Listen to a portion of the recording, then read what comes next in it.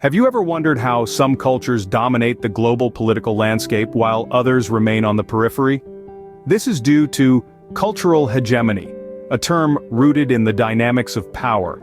It explains how certain cultures, because of their influence, dictate the global narrative. In contrast, less cultures are often sidelined. This is not a chance occurrence, but a deliberate phenomenon tied to powerful ideologies. So, you may ask, this process of cultural domination is often referred to as cultural hegemony. But what exactly does that mean? Cultural hegemony is a term coined by Marxist philosopher Antonio Gramsci. It's an intriguing yet intricate construct, dealing with the control exerted by society's ruling class.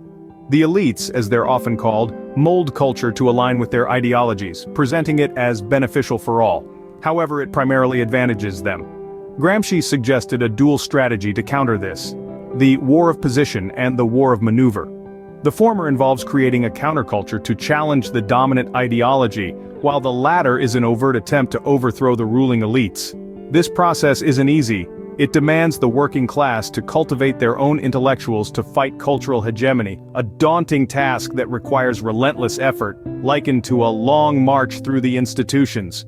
So cultural hegemony is about the ruling imposing their ideology and worldview on the rest of society. But how does this play out in real-world politics? In the realm of global politics, cultural power is manifested through the spread of dominant ideologies. This means society's prevailing ideas, often shaped by those in power, have global. The extension isn't always conscious. It's often a result of globalization where cultures and ideas intermingle. Noted Marxist philosopher Antonio Gramsci deemed this cultural hegemony. He argued that the elite mold society's culture to align with their views, usually presenting it as universally beneficial. However, it mostly serves their interests. On a global scale, this translates to powerful countries influencing others, not via economic or military supremacy, but through cultural domination. Gramsci also highlighted the potential of marginalized cultures to counter this hegemony. He believed the proletariat could cultivate a culture that confronts the dominant ideology, thereby amplifying class awareness. In global politics, this is seen as developing nations asserting their unique cultural identities, contesting Western supremacy. So, cultural power is not just about political influence. It's about framing the world's beliefs, values, and ideologies.